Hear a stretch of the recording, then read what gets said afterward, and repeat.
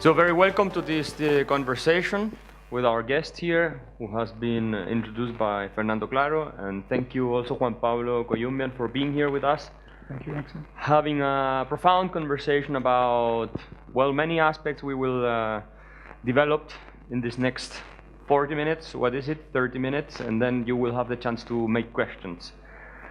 So I would like to start by asking you, Mike, a very general question, but nevertheless very important. In your view, what should the role of government be? Like, why? I mean, we have this debate going on in Chile, and we all the time hear people saying, "Oh, the market is failing. Government has to intervene there, has to intervene here, and so on and so forth, and it has to provide for the poor, and it has to provide free healthcare, and it has to provide everything." So, in your view, what should be government doing, and what should it not do? Well, as you said, it is a profound question. The answer to it, I think, is very difficult, and a mistake that many countries have made, and I know the US is making this mistake, is to try to use simple ideologically motivated answers instead of trying to work on problems. So there's a story that we tell in North Carolina, which is kind of a country state. There was at the state fair, the farmers would bring in their pigs, and there was a contest to see what was the prettiest pig. And the way the story goes, they bring the first pig out, and it's so ugly. The judge says, "Nope, forget it, that's so ugly, we're going to give the prize to the second pig, unseen." Now, I think both sides make this mistake. So a lot of people who are pro-market point out all the mistakes the state can make and say, we should have no state. Well, that's pretty unpersuasive. But some people will say, look at the mistakes that the market makes, therefore the state should provide everything. That's also a mistake. So I think the answer that the kind of political science that I do, the kind of economics that I do, which is called public choice, is to try to work on consensus. So groups of people have to try to work together to decide what the right split is between the state and the market. But there's another group that leaves out, and that is the voluntary private organizations that churches and clubs and local organizations work with schools. So this is a pretty unsatisfying answer to your question, because it'd be nice if I could say the market or the state. Right. But the answer is people have to try to work together seriously rather than accusing the other side of acting badly. Because if we're stuck in the pretty pig contest where everybody says, you made a mistake, therefore my side wins, then we're not going to make any progress. Public choice is usually said to be a bit pessimistic about government and seeing lots of government failure. And yet, if I understand what you just said correctly, there is an important role for politics in choosing in groups, to mention the title of your latest book. And so what's the role in this choosing groups of a representative democracy versus what is now very popular, deliberative democracy, especially in Chile nowadays, and communitarian groups or things like that? Well, you've asked three pretty large questions, so I'll try to give insufficient brief answers to each of them. The first question that you ask is about public choice, and after James Buchanan won the Nobel Prize in Economics in 1986, Alistair Cook from BBC News said that public choice is the homely but important truth that politicians are, after all, not so different from you and me. That is, someone who works in the private sector may be after profits and personal gain. Someone who enters the public sector is probably not all that different. Many people who work in the private sector do good work. Many people who work in the public sector do good work. So pointing out that people are motivated by incentives is where public choice starts. But another really important thing that public choice does is say that politics is an exchange process. And politics has a very specific definition. Now think for a second, how would you define politics? Well, I think that the correct definition for politics is when a group constitutes itself and says, here's the rules that we're going to use to decide things. The French philosopher Jean-Jacques Rousseau asked this really great question. How can a man be both free and yet bound by wills not his own? How can a man be both free and yet bound by wills not his own? The answer is we all agree to the rules, not necessarily to the outcomes, but we agree to the rules. Rules matter more than they should in political decision making. That's why the rules are so important. So if we follow the rules, I am bound to accept the outcome, even if I disagree with it. That's what politics means. But that's why the legitimacy of the process is so central. In the United States right now, the election that we're suffering through, I think a lot of people feel like, I mean, the US has often been a beacon to the world for democracy, and now we're a sort of a before picture. Don't do this, because it's not working out very well. I think a lot of people feel like the rules are not being followed, and that means that you're no longer bound to accept the outcomes. That's when people start asking questions. That's when people say, I don't think this process is legitimate. So the other question you asked was about deliberative democracy, and I think that's really important, but we can't deliberate as a nation. So what we've lost sight of is the importance of small groups of people working voluntarily on specific local problems. The question is, how can the state and how can the church, how can local comunas focus the creative energy of all the people that we have onto these problems? Because the French philosopher Tocqueville, Alexis de Tocqueville, said that he was worried that democracy enfeebled the charitable impulse that we have. As human beings, we like to cooperate. We like to work together, we like to solve problems. If we see a school that's failing, we say, how can we work on this? If we see poor people, we say, how can we get together contributions and help to feed them? But democracy in large groups that's not deliberative enfeebles that charitable impulse. And you see this a lot of the time in Europe. Tocqueville was worried about France, his home country. So I see a school that's provided by the state, and I feel like I paid my taxes. Well, the school's not very good. It's not my problem. I paid my taxes. I voted. I have satisfied my moral obligation. So the state can displace that cooperative charitable impulse. On the other hand, if everything's market-driven, and the school is for-profit, and we feel like they're working not for the people, but for their own sort of what public choice theorists call rent-seeking, that also can displace that charitable impulse, because I don't want to contribute to them because they're just out for themselves. So either the extreme market or the extreme state solutions, I keep coming back to the same ugly pig problem. Both of those two solutions leave out the voluntary private organizations that we actually depend on. So that's what we have to try to get back to, is get away from the false dichotomy of state versus market, and find a way to empower groups of people to work on the social problems that we all face. Yes, but is it not the case that if you have a free society in the sense of a very limited government, a Jeffersonian type of government, so to speak, and you have therefore negative liberty, widespread negative liberty, you will have markets emerging as well as civil society organizations emerging.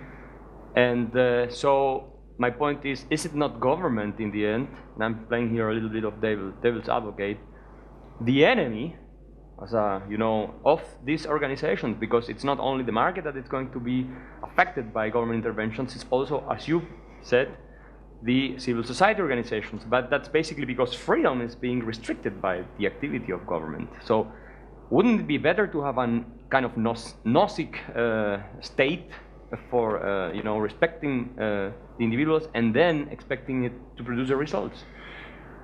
If we see the first job of the state to protect the ability of individuals to work together and cooperate and solve the problems that they face, I think that would be a giant step forward. If we see the job of the state as protecting markets, I think that's probably a mistake. So a lot of people on the left object to some of the things that the state does that provides protection from competition, the discriminatory taxes. I mean, as Adam Smith said, seldom do people of business gather together, even for purposes of merriment, lest they conspire to raise prices and restrict output. So one way that I can increase my profits is to enlist the aid of the government. Right. So business and the government can form a corrupt deal. The question is how to limit the government to those activities that we, the civil society, not the business community, but the civil society wants. And that's a very difficult problem. The way that you asked the question, though, is the right one. If that's the question we're going to work on, I think we can make progress. What I worry about is people who say, all we need to do is do nothing and markets will emerge and they'll be perfect. And that's not true either. Right. And so again, on building on this and going back to the previous point, there's these communitarian and other critiques of the market now, which focus that it's taking over spaces of moral behavior, moral virtues, and there are some areas of our lives that simply cannot and should not be driven by market ideals, principles, or values. And so, what would your argument? That's sort of the Michael Sandelas is a typical author among these lines. And what would your argument be against this, or are they right? Is this a fair critique? Again, I'll fall back on my hero, James Buchanan. James Buchanan had his own views on markets, and his claim was that in any voluntary exchange, we know for sure both of us are better off. Let me say that again, because it's a deep point. In a voluntary exchange, both of us are better off. Otherwise, it wouldn't be a voluntary exchange. So in that case, what we're looking for is for government to provide reductions in the transactions cost of us finding and transacting, because the more of those that happen, the greater the increase in welfare, the more access we have to voluntary exchange. Now, the objection that people have made is many exchanges are not really voluntary because people may be compelled not by force, but by circumstance. That is, the very poor don't really have many other choices. So the question is, in the way that you asked it, is can we really expect markets to serve the purpose of enhancing this voluntary cooperative activity in a circumstance where we have great inequalities in the society? And if you look at the societies, the economies along the Pacific Rim that have now achieved kind of a middle-class living standard, many of them started out with sweatshops. Now, a sweatshop is, in the United States at least, we call a sweatshop a place where the working conditions, the wages, the safety are all they're not up to US standards. So there's an interesting paradox. Suppose you think that it's exploitative for workers to work in a sweatshop. There's a bunch of Duke students I teach at Duke University, and many of them have t-shirts and sweatshirts. They have Duke on them. And many of them are purchased from countries where workers work in situations that are not nearly as nice as they would be in the United States. So maybe they're sweatshops. Let's concede that they're sweatshops. Would a solution be, so the students would say, we should not buy from those factories because they're exploitative. Well, suppose I go into a sweatshop and I say, you're saved. I am the great white man. All of you are fired. Will they thank me? No, that's the best job that they can get. The reason they work in that sweatshop is the alternative is to sell their bodies, sell drugs, work in the fields. They'll be much worse off. So that experience of working in the sweatshops is where Taiwan started. It's where South Korea started. So I think the way to think of it is this. Suppose we were to do an ethical analysis of stoplights. So we're worried about traffic institutions. We're worried about stoplights. It is unfair that some people have red lights and some people have green lights. Well, that's pretty static. The fact is sometimes the light is green and sometimes it's red. We alternate, we take turns. So in a dynamic sense, starting out with sweatshops means that you actually can advance.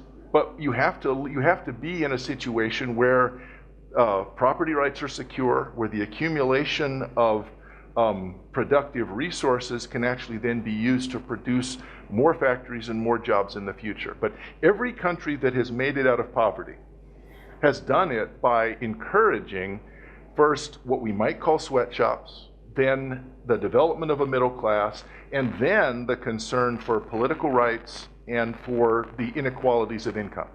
Yes, but someone could tell you, well, you know, it's not about closing the factories, it's about making laws and ensuring that they get a higher minimum wage or have sanitary conditions and all these things. So you go to Bangladesh and you have more or less a proxy of the standards you have in the first world. And why shouldn't Apple pay for this, for instance?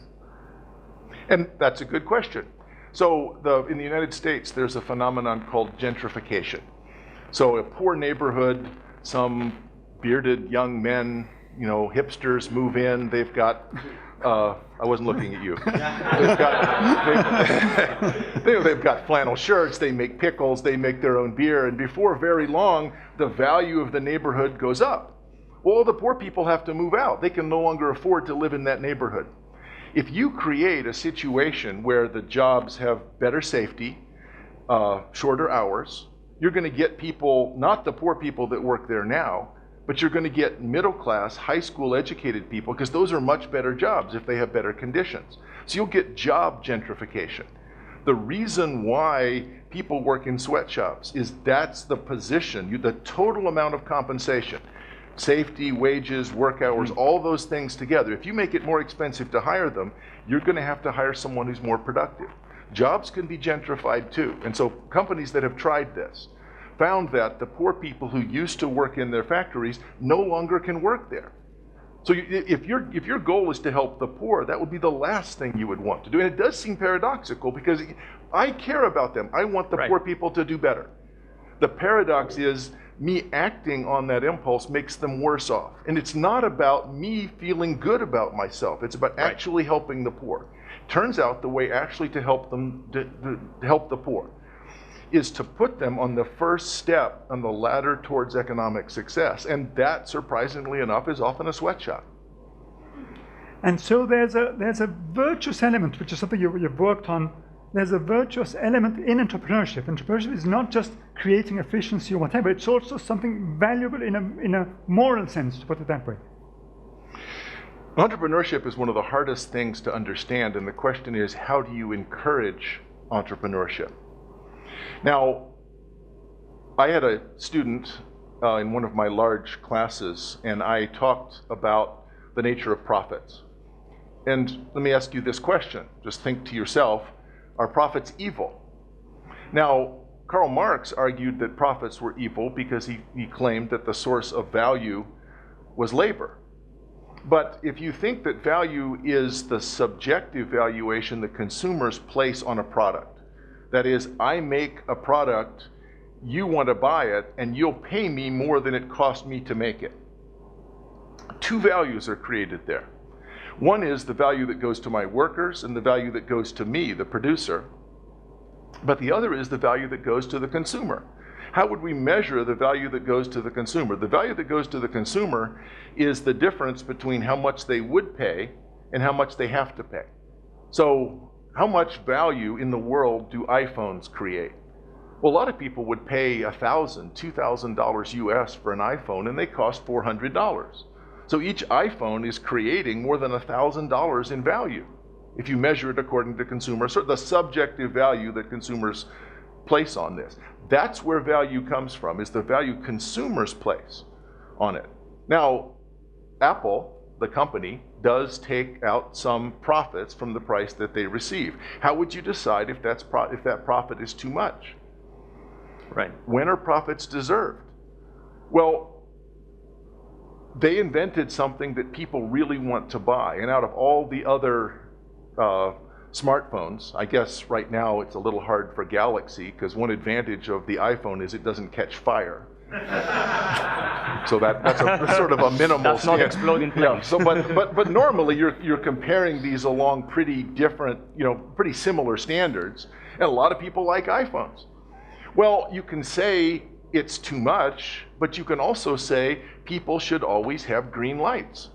We have to have a process for inventing and rewarding these things. Now, the question that Juan Pablo asked is, how would we know when something is entrepreneurship? And so one of the sort of icons of entrepreneurs is Steve Jobs, who tried to think of products that people really wanted to buy. And it turned out that he was right, except he made the Apple Newton and the company almost went bankrupt. Well, no one at that point said, how many losses are too much? They went, ha ha ha, losers. I mean, they made a bad product, they lost their shirts, that seems fair. Why isn't it fair to say sometimes they make a product a lot of people want to buy? Many other companies try to make similar products. Over time, the profits are competed down. I think the answer to the question is many times profits are not deserved. And I think people on my side, the pro-market people, should say that more often. So I will say it one more time. Often, accounting profits are not deserved. They're the results of patents. So maybe you're a patent troll, you've patented a piece of intellectual property or something that a phone does, and you sue anybody who doesn't pay you the license fee. That's not entrepreneurship. That's preventing the creation of value. Or maybe I get some anti-competitive restriction by paying members of Congress, by lobbying members of Congress. So the people on my side too often have said, no, profits are deserved, and therefore they shouldn't be taxed. Well, that's not true. Many profits, in fact, result from anti-competitive activities. So the ethical question is, how can we educate entrepreneurs? How can we sort of bring entrepreneurs into a sense of guild membership? That your job as an entrepreneur is to create value for the society, and your profits are the payoff for that if you succeed. But you're also sometimes going to lose because entrepreneurship is risky. What you should not be rewarded for is rent seeking. So rent seeking is the creation of an artificial barrier to entry. And often what in the US we see more and more of is I have a choice. As an entrepreneur, I can hire engineers who make stuff, or I can hire lawyers who prevent other people from making stuff. Right. Well, I'm going to invest in the second because that's where so many accounting profits come from. Our finance industry, much of the profits that they made 2007, 2008 came from the expectation of a bailout, came from favorable regulation from a government that didn't care at all about taxpayers and voters. Well, that's a problem. And again, I think my side ought to admit that more. Many of the things that the state does to protect markets illegitimately, create profits that either should be taxed or shouldn't exist in the first place. Which brings us to the inequality debate. No? If we assume that we have a free market where no one is benefiting from rent seeking, but you have enormous amounts of inequality in this society, is this a cause for concern first from an ethical point of view and then from an economic point of view? Because we know some people argue when inequality is too profound, then the economy starts suffering and all these things. What do you think? What's your take on this? Are you would you endorse? I don't think you would, but like Piketty, for instance, to some extent, where he says, well, inequality is bad, or Sandel, he believes inequality is a bad thing by definition. He doesn't even provide a very good, reasoning to justify his position. But anyway, what would be your take on this argument that it's not fair that some people have too much, regardless of how they got their money, and others have not too much? I think there's two separate problems that are often muddled together. One is the problem of poverty. I think poverty is a legitimate problem. Poor people do not have access to the means of providing for themselves and their family the thing that we associate with basic human dignity: housing, clothing, food, medical care, education. So poverty is a problem. The question is inequality a problem? And if so, why? Why would inequality be a problem? Here's the difficulty. Almost every nation that has solved the problem of poverty has done it by increasing its inequality. So the way to solve poverty is not to take money from some people and give it to others. It's to create jobs so that the overall size of the pie increases for everyone. But that means that the share of those who get lucky in the entrepreneurial process is going to increase pretty dramatically, because people are constantly looking around for ways to create something that other people are going to value. Most of them fail, we don't hear any more from them. Some of them succeed, and they get very, very wealthy. So the way to solve the problem of poverty is a free market-oriented system where the state doesn't protect the losers. And the problem, as I said, in the United States, our government has protected the large financial firms that lost. And as a result, we have a crony capitalist system. We don't have a free market system. So the US is not a model on this. But if you look at the countries that have managed to, that were poor and have worked their way out of it, Japan, South Korea, Taiwan, China. The huge increases in inequality in China. But they're also working their way out of poverty. For the first time in hundreds of years, China now has a middle class.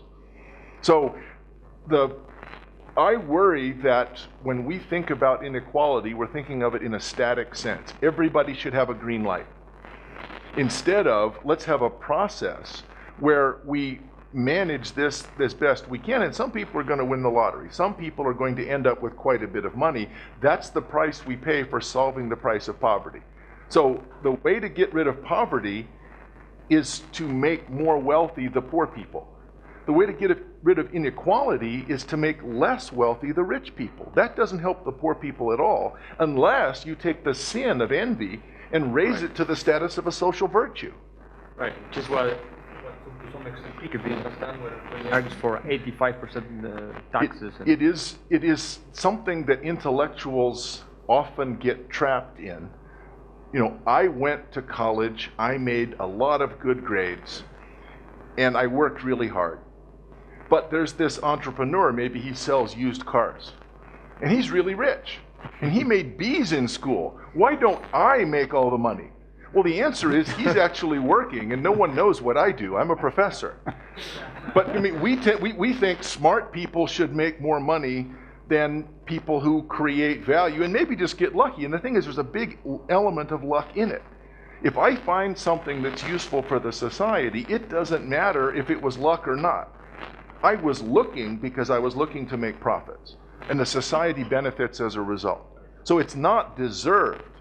So many philosophers want a theory of desert. They say unless you deserve this wealth, the state's going to take it. Well, it's not clear why the state deserves it either. That's not a theory of desert. What it should be is a theory of entitlement. And I said before, this is, we agree on the rules, and then we accept the outcome even if we disagree with them. Well, the rule is you are entitled to to a portion of the wealth that you create.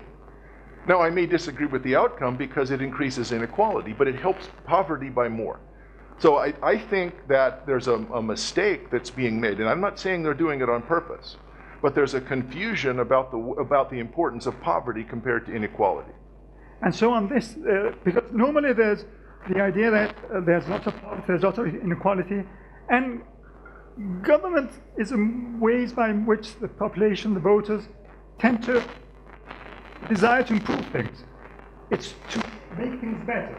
And we act collectively through politics, and we ask government to solve the problems we are facing as society. And I think it's a natural impulse. We want good government, social policies, or whatever policies to help the needy and the people who are in trouble. And yet this fundamental impulse sometimes is misguided. Sometimes these good intentions don't end up in good results. I ran for governor of the state of North Carolina in 2008. I ran as a libertarian. I did not win. I came in third, but it was an interesting experience because I was in 4 televised debates with the real candidates. And in a way, I'm their worst nightmare because I have a certain superficial glibness. I have a PhD in economics, and I had no chance of winning. So I was able to answer the questions. It was interesting to watch, though, voters' reaction to answers to questions, because people would say, here's this very difficult problem. And I'd say, that's actually a very difficult problem. You look at the social science on this, it's not clear what the answer is. Both of the other candidates said, I know the solution to this problem. It is simple thing X. And voters say, oh, that's what I'm going to pick that. Because they want someone who has an answer. So generally, we've got this sort of problem. Let's suppose that we think Y, I don't know what it is, but Y is a problem. Our first impulse is to think we should do something. Mm-hmm. Well, X is something, therefore we should do X. That doesn't follow. I mean, Y is a problem, we should do something, X is something, therefore we should do X. But if I say, well, actually that won't work and it'll make things even worse, they say, well, you just hate people who suffer from Y. Right. So if you say poverty is a problem, we should do something, and subsidized housing is something that we can do, even though it traps people in bad housing, and if they get a job, they lose their benefit. So the marginal tax rate is close to 100%. So it's actually a bad policy. People say, well, you just hate poor people. Well, no, your policy, the one that you're advocating, actually is the one that's harming poor people. So the philosophers have a principle called non-worseness. Non-worseness just means that if you have a policy that you want to apply because you want to help someone, at least it shouldn't hurt them. It shouldn't make them worse off. It's not about you. So the difficulty that we have is separating this impulse to do something and the political, because if you say we have to do something, there's some politician that's going to say, I'll do something, even though maybe there's two possibilities. Either the person knows it won't work and they're a liar, or they don't know that it won't work and they're a fool. Because many of these policies won't actually work. So I have my own view on this, and there's a libertarian movement in the United States saying if we add up all of the money that we spend on social programs, on poverty programs, and divide by the number of poor people, that amount is about $15,000 or $16,000 per person. So for a family of 3, that's more than $40,000. That's above the poverty line. Get rid of all the programs and give the poor people the cash, instead of all this hodgepodge of different programs because we don't trust people. So I've been in favor of universal basic income. And we can finance it from the existing programs that we have all these different, that are the accretion, the accumulation over time of all of these, we should do something. We should do something, we should do something. We've done a lot, we're spending a ton. Just give people the cash. So I think universal basic income is an answer that satisfies all sides on this, because it means that we're actually giving people the means to try to make their own decisions, that they will no longer be in poverty. Now, the objection often is, yes, but poor people need smart white people like me to order them around. You know how they are. They're not smart enough and to it know comes from the left, which is absolutely, really interesting. absolutely. It comes. Well, the left and the right both have that view, and so to be fair, a lot of our welfare policies are an attempt to help people with poverty, but then you add on all of these things to make sure, well, if the person gets a job, if the person gets married, they lose their benefits. So it's a combination of perfectly understandable impulse. The left, actually, I think they really do want to help people, and the right wants to make sure that no one is getting these benefits unfairly. The result is the benefits don't actually help anyone, but they're really expensive. So I think we should smoke out the paternalism of both sides. Give them the money and then recognize some of them are going to make bad choices. Many of them, though, if they just get a chance, if they can get a job, if they can get access to childcare and education, the next generation won't be poor. So right now we're losing all the poor people because they're trapped in a cycle of poverty. A universal basic income means we could save 10, 20%. There's plenty of ambitious people who, given a chance, will use their native creativity. So the structure of the income would be just like dividing the total pie of government spending, or more like negative income tax? Like, yeah, negative income tax. Right. So it's not all government spending, just the poverty programs. Right. Although we could also give them some of our military spending too. Yeah, that would be fine with me. That wouldn't harm. So we are going to open soon to the floor, so they can also make some questions. But I have a last question, and then you, Juan Pablo, if you want also. This shows us that it's not so easy to make America great again. So my question would be, because... What the hell is wrong with you? You have someone who has answers for everything, running for president. So he knows how to fix everything, you know? So my question would be, how much can we trust democracy in the end? Because this sort of Trumpian mentality, or in the end, it prevails somehow, many times, or more than it should prevail. So how can we, or is it the battle of ideas, as Hayek would say, and so people should get more aware of what they are doing when they vote, or are there institutional constraints so a Trump doesn't make it? What do you think about it? One of the problems with democracy at a large scale is that there's very little incentive for voters to become well informed about the alternatives because their vote doesn't determine the outcome. And so it makes sense for them to cast their vote based on emotional attachments or a sense of feeling good about expressing solidarity with some group they identify with. Now, one solution to that would be to have institutions that are called parties that simplify and focus the debate between two coherent, competing visions of government. In the United States, our parties are so weak and so permeable that it's possible for outsiders to come in. Now, one of the interesting things about this was this was the result of the progressive reforms in the United States from about 1890 to 1920. Before that, the metaphor that you've probably heard is that the candidates for the parties were chosen in a smoke-filled room. The smoke-filled room was, cigar smoke, and white men who were rich choose the candidates. That's a pretty bad system. But it turns out that asking primary voters, because remember, primary voters are the most extreme 10% of the Republicans and the most extreme 10% of the Democrats. Asking them to choose candidates is also a really bad idea. So we, the United States, have long sort of claimed that our system of democracy is not just defensible, but other people should imitate it. Mm-hmm. I wonder if we don't need stronger parties. So I think the answer is not, we can't blame voters.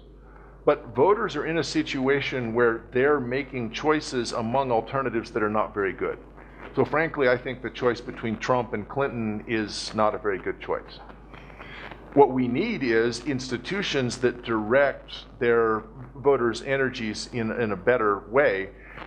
Something more like a German, French, or even British system where the parties have more say over who their candidates are would help us. And to be fair, the Democrats did this. After 1972, after the election had gone so badly and George McGovern had gotten just wiped out in the presidential race, the Democrats included a bunch of superdelegates. So superdelegates basically bring partially back the smoke-filled room. There's elites that are making choices between the candidates. And the Republicans always said, we don't need to do that, we're a very strong party, and now they wish they had them because their choice was trumped. So, thank you, Axel, for the invitation. And just to close, we've been talking a lot about politics, and I see an overarching field or subject that encompasses what we're talking about, which is political economy in terms of mixing politics and economy, but it's also related, and I think it's a more important thing, with what we call, or you call in the US, PPE. And I know you've been director of the PPE program at Duke, and maybe you can talk about how this politics, philosophy, and economics is the real overarching area or field where we should examine these kinds of problems. Philosophy, politics, and economics was established at Oxford University in 1925. Until then, Oxford had a program called Greats. So it was great books, the classics, and the British thought, we're not really producing people who are capable of running an empire.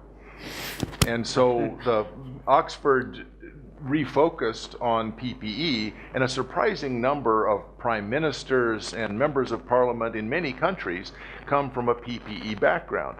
I would say in some ways it's not so much new as it is a return to the idea of political economy that we would have had in the 18th century during the Scottish Enlightenment. So the distinction we make between philosophy, politics, and economics would just mystify David Hume or Adam Smith. Why would you think those are different subjects? And some of the answer is that there's been academic returns to specialization. But we need students and leaders who are better than professors, not that that's very hard.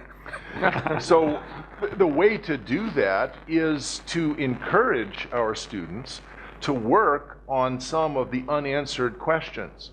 So economists say, we're not going to think about ethics, and philosophers say, we're not going to worry about practical problems. Well, what could possibly go wrong with that dichotomy? I mean, it means that you actually can't work on problems like deciding how we're going to regulate prices, whether or not we're going to try to solve problems with the environment, because economists look only at efficiency and philosophers look only at problems of ethics. So PPE sort of brings those two things back together.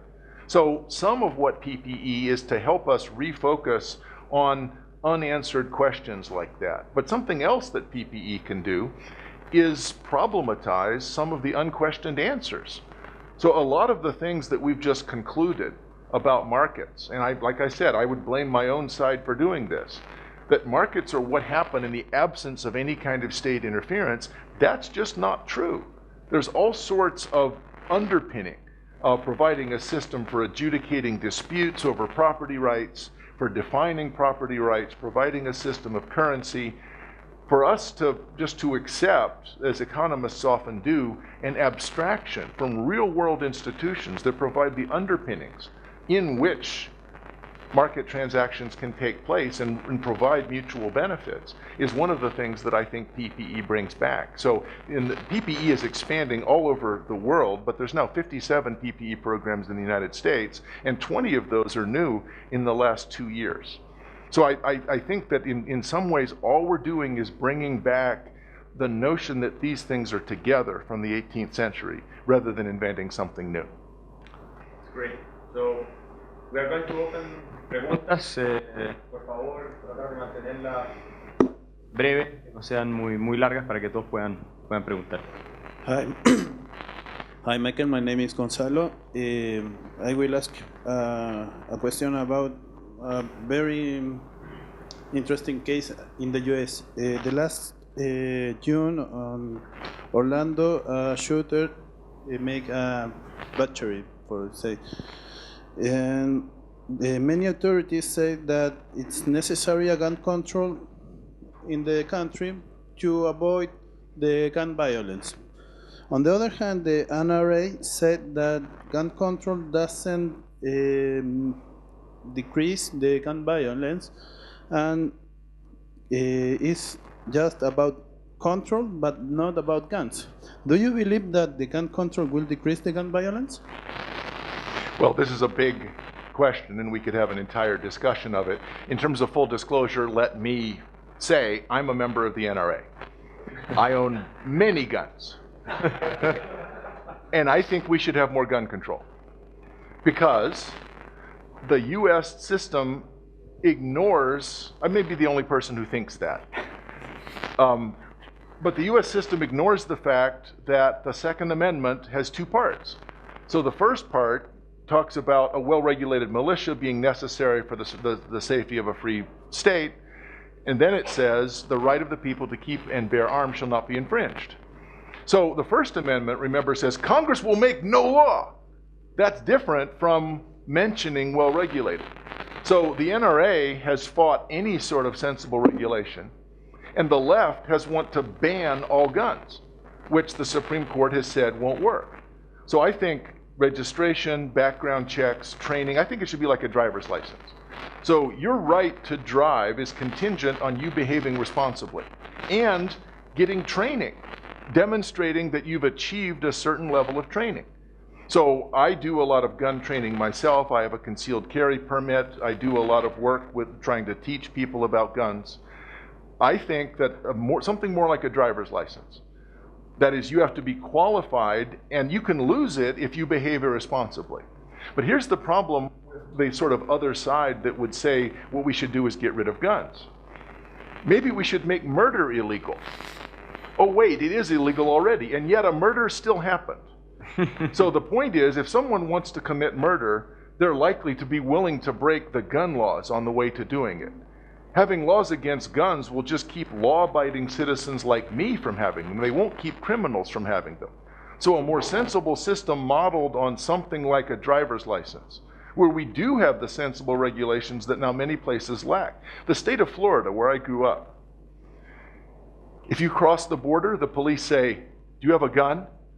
And if you say no, they give you one. Okay, that's not true, but concealed carry, anybody can carry a concealed weapon. You don't have to have any training, any background, it's nuts. So I think part of the reason that the things like Orlando might happen in Florida is the absence of even sensible regulation. So it's hard to look at one or two incidents and say, let's stop those. But the prevalence of gun violence might be reduced by having a more sensible system of laws modeled on driver's licenses. Espérate que está Fernando y después Raimundo. You ran for governor in next year. We have presidential elections here in Chile, and there are some parties that are thinking about have a testimonial candidate. Do you think it will? A testimonial is like someone who makes the case, like a Ron Paul kind of guy. Yeah. Well, one of the theories about third parties is third parties partly blackmail the major parties into remembering their actual policy positions.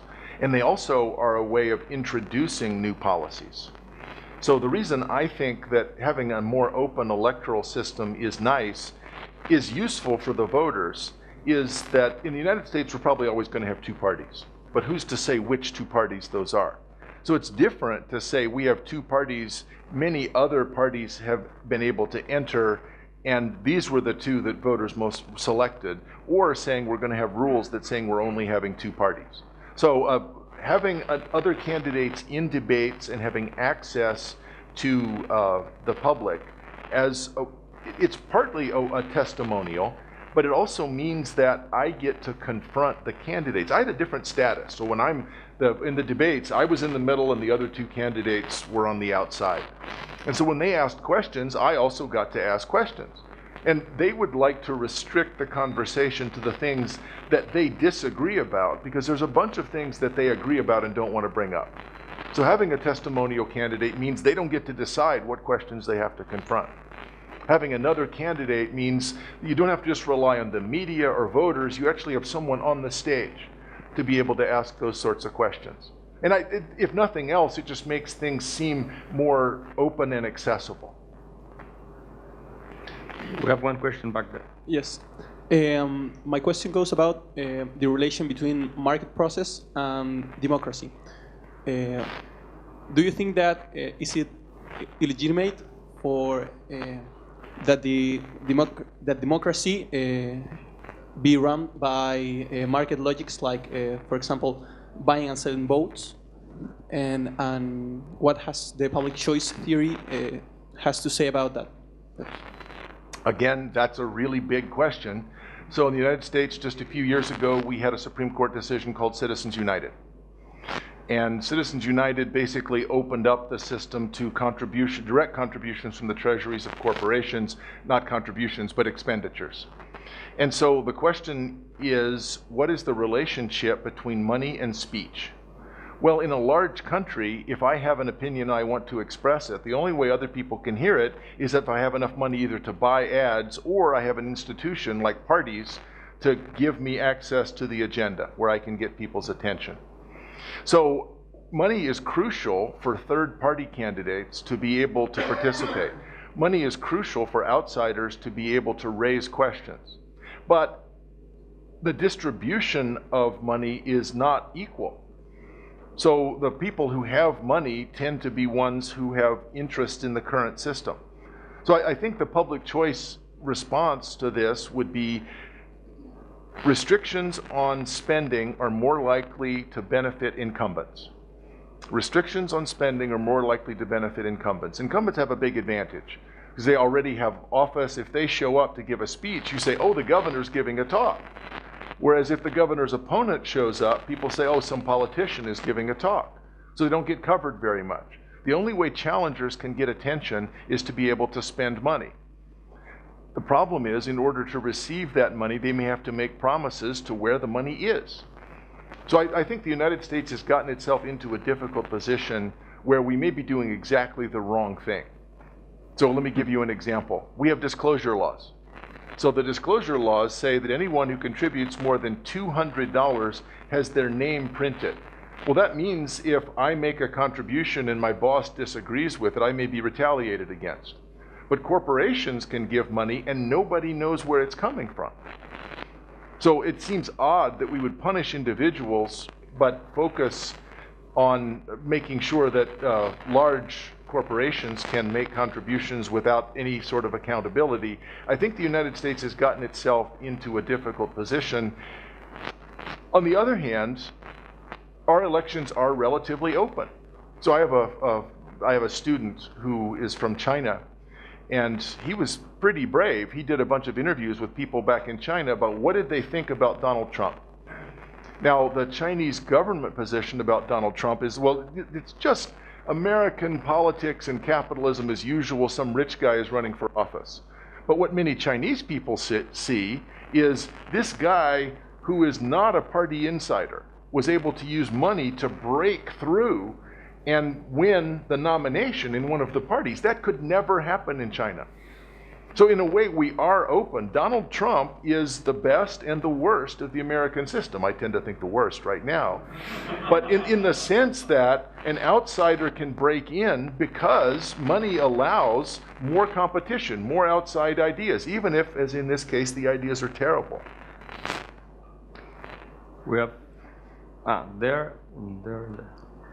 Hello, I would like you to expand on a point you made earlier.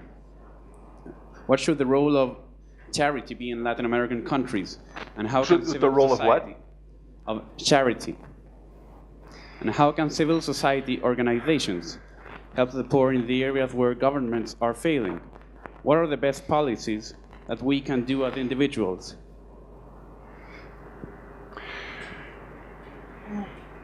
Alexis de Tocqueville in Democracy in America wrote about the way that American society constantly is organized in associations. So there's associations to fix schools, there's associations to work on roads, to pick up garbage, to clean up some area.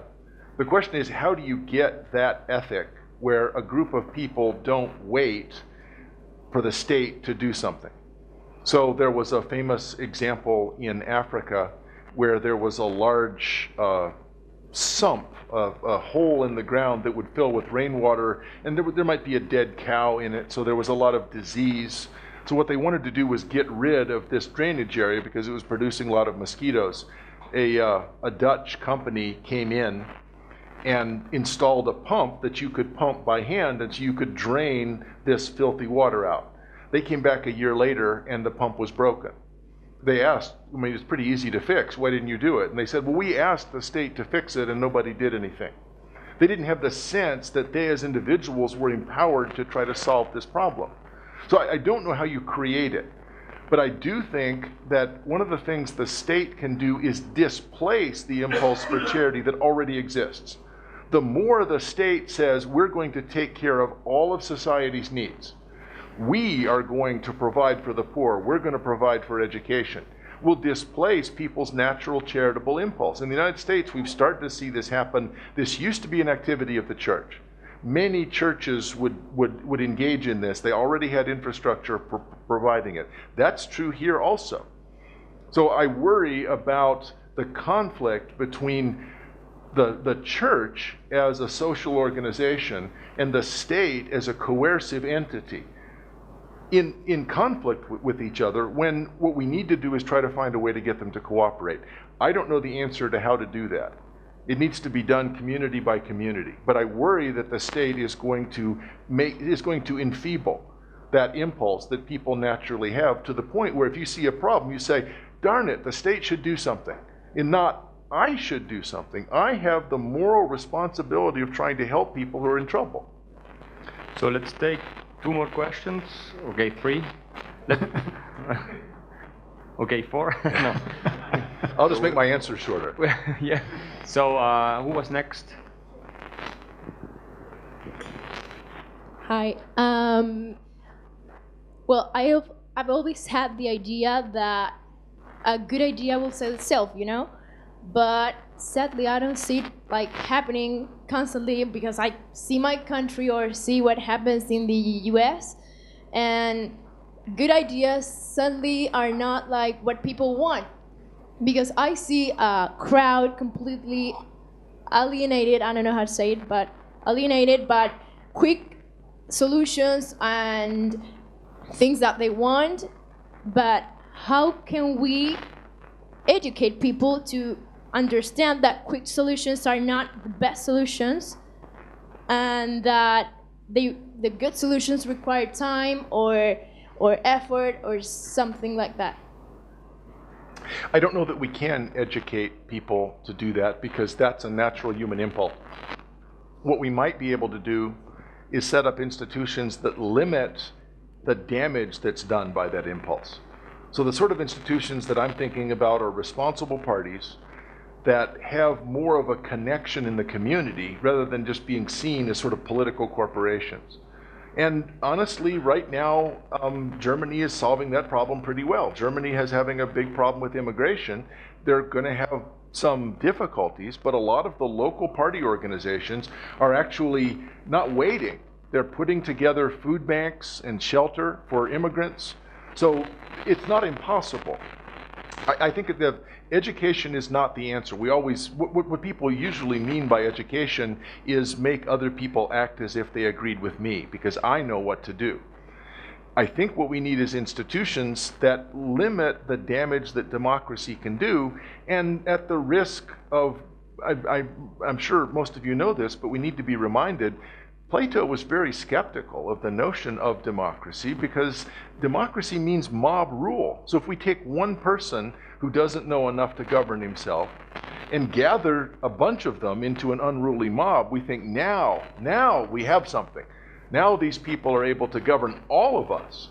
So I think what voters need, the reason to have elections is to give voters a chance to choose between good alternatives that are selected by responsible institutions. I don't know how we can get back to that, and the last place you would look is the US, because we have just botched it. So I hope y'all can do better. Teníamos una pregunta hace rato aquí adelante. Vamos a hacer después de esta una más y cerramos. Hi, how are you? My name is Ignacio. Well, I'm gonna do the question in Spanish because I think it will be faster and easy for me. The problem is my Spanish, so I apologize. And it had some technical words that I don't know at this moment. Maybe Axel can translate after my question. Yes. Yeah, ¿qué piensas sobre la crisis de Estados Unidos del año 1929 y la del 2008? La de 1929, bueno, se piensa que fue producto de, digamos, del capitalismo, ¿no es cierto?, que fue lo que llevó como al fin de esa crisis, y que, bueno, fueron más bien políticas más socialistas que permitieron sacar adelante o superar esa crisis.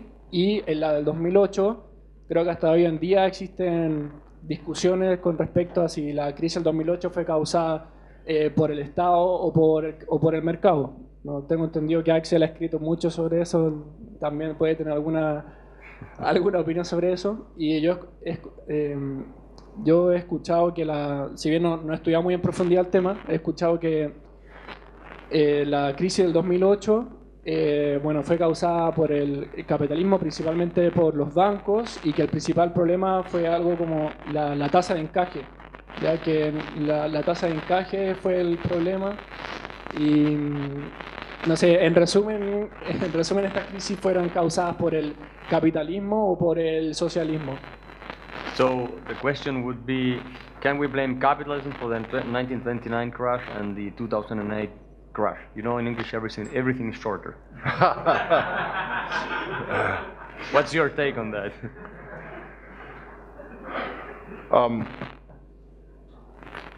The short answer is yes, if you think you can blame dogs for eating out of the garbage. It's what dogs do. The question is, why was the garbage there? So what happened in 1929 was there were incentives given for over-leveraging of the ownership of assets. And in the response to the stock market crash, the Federal Reserve, and there's pretty much a consensus among economists on this, and Paul Krugman and Milton Friedman agree completely, the Federal Reserve dramatically reduced the money supply at exactly the time they needed to be increasing it. And so there would have been a crash in 1929, but the depth and duration of the crash were caused by a mistaken government policy. So you're always going to get a business cycle, but 1929 was probably the worst government policy in the history of the American economy. Now, the question is, what happened in 2008? What happened in 2008 was actually what happened in 2006. Two government corporations, Fannie Mae and Freddie Mac, agreed to buy debt, mortgages that were not, there was no chance of them being repaid. So a bunch of mortgages that there was no income, the house was overvalued. What happened was that the local loan originator was able to make this loan and then immediately sell it to the government. So they had no reason to take care of these mortgages. Fannie Mae and Freddie Mac repackaged them in commoditized debt obligations, CDOs. Those CDOs were supposed to be a liquid asset that would trade on the market that people could then use as there'd be a secondary market in mortgages. That choice to do that and to change the definition, the FHA changed the definition of a qualifying mortgage. Used to be that you could only have 30% of your monthly income to pay for your rent. That was eliminated. So now you could have 100% of it. So there was no chance of these mortgages being repaid. Many, many people bought these commoditized debt obligations because they were being sold by the US federal government.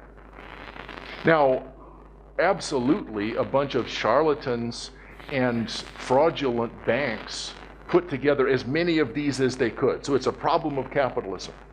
But why would you let dogs eat out of the garbage? The government caused this in the sense that they enabled this fraud.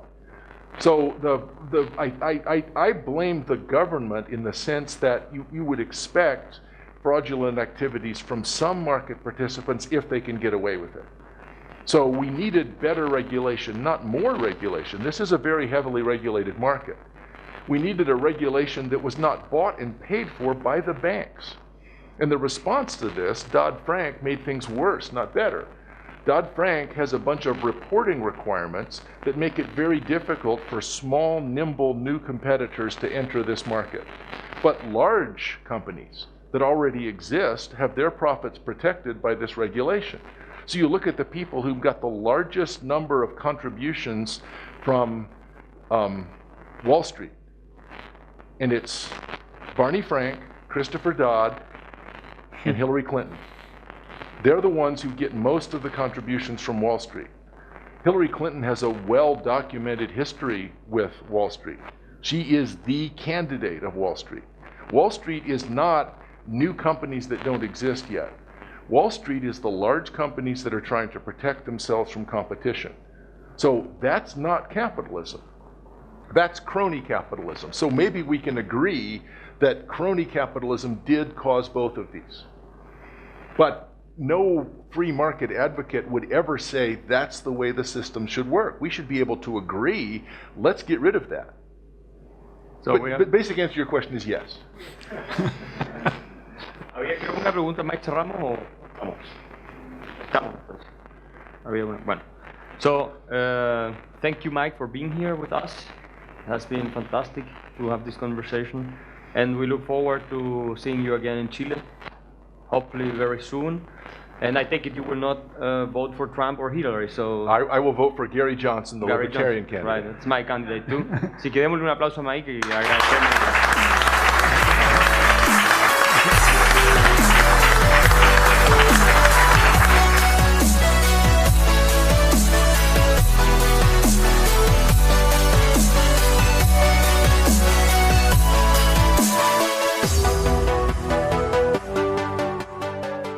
Problems.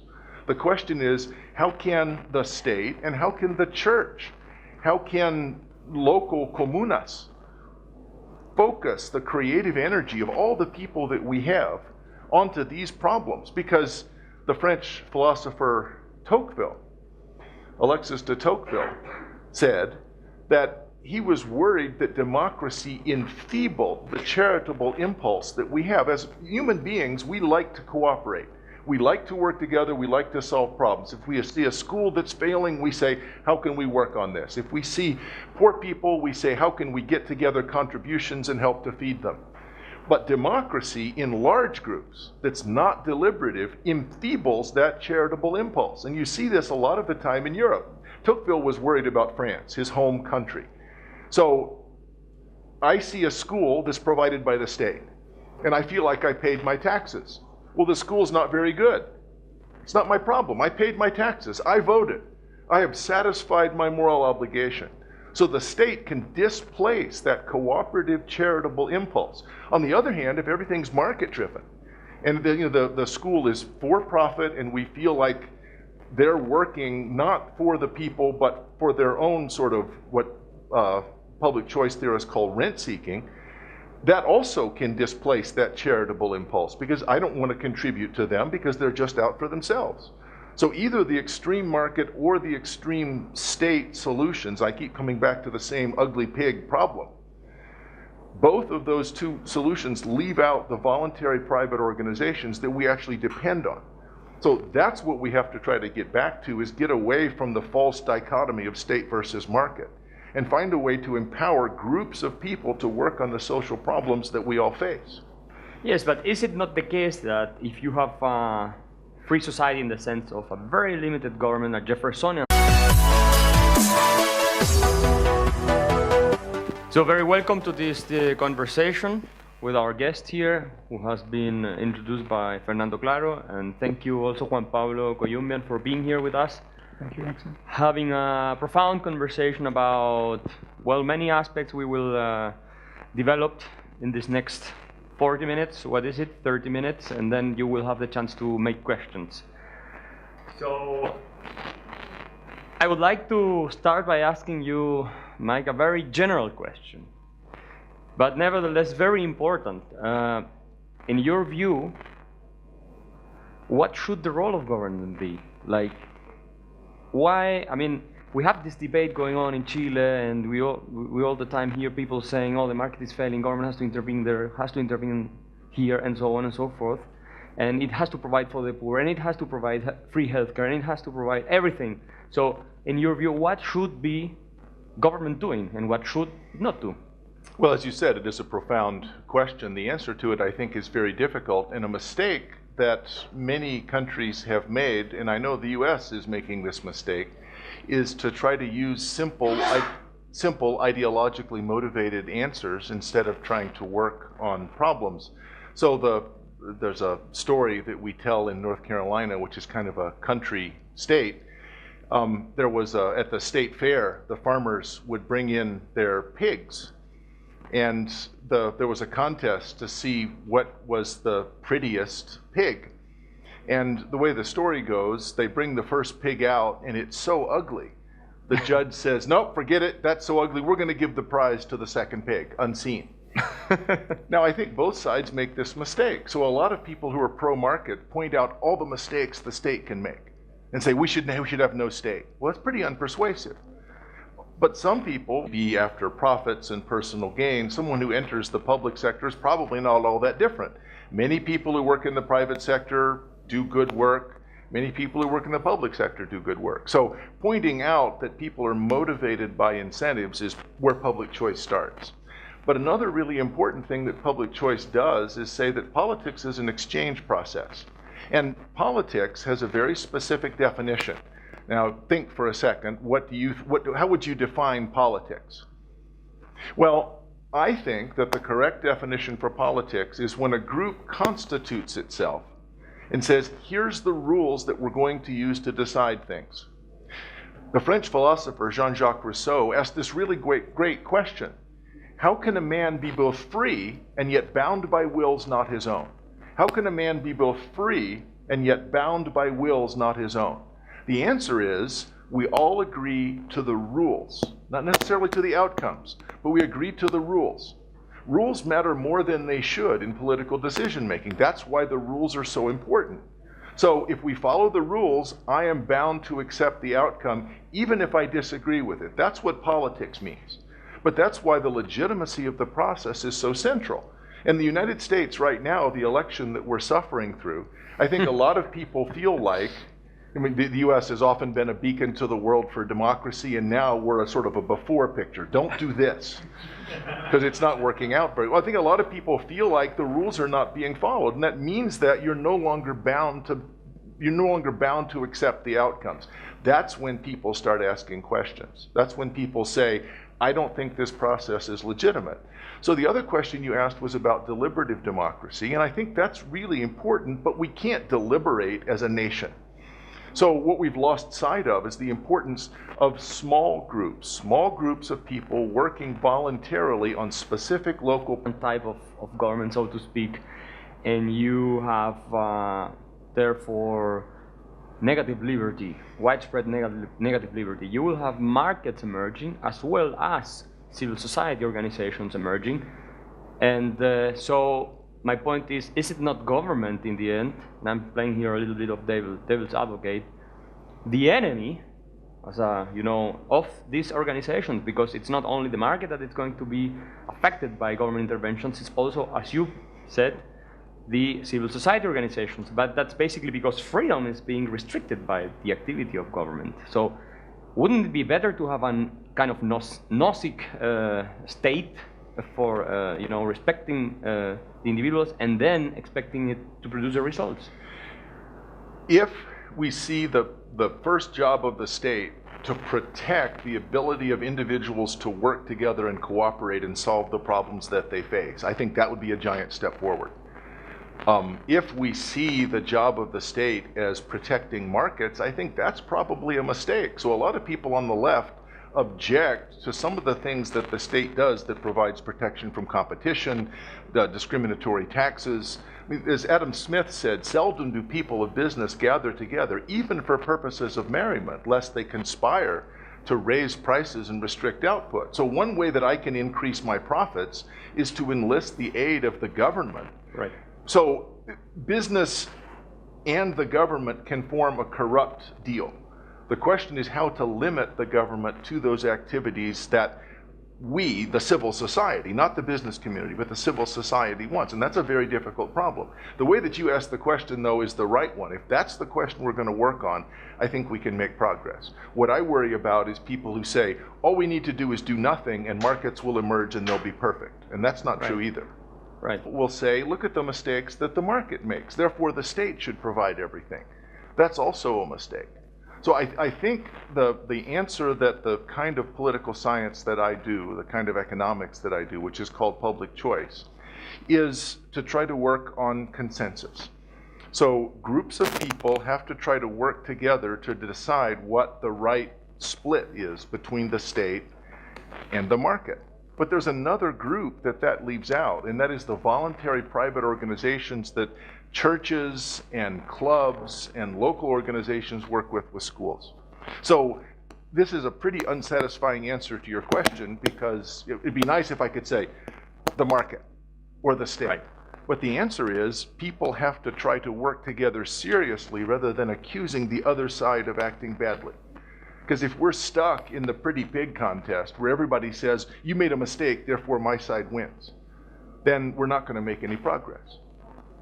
Public choice is usually said to be a bit pessimistic about government and seeing lots of government failure.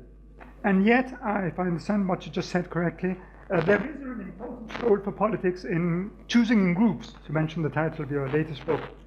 And so what's the role in this choosing groups of a representative democracy versus what is now very popular, deliberative democracy, especially in Chile nowadays, and communitarian groups or things like that? Well, you've asked three pretty large questions, so I'll try to give insufficient brief answers to each of them.